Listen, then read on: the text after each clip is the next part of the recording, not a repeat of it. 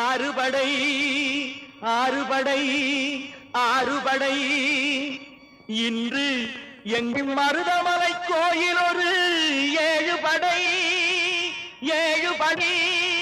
ஏழுபடை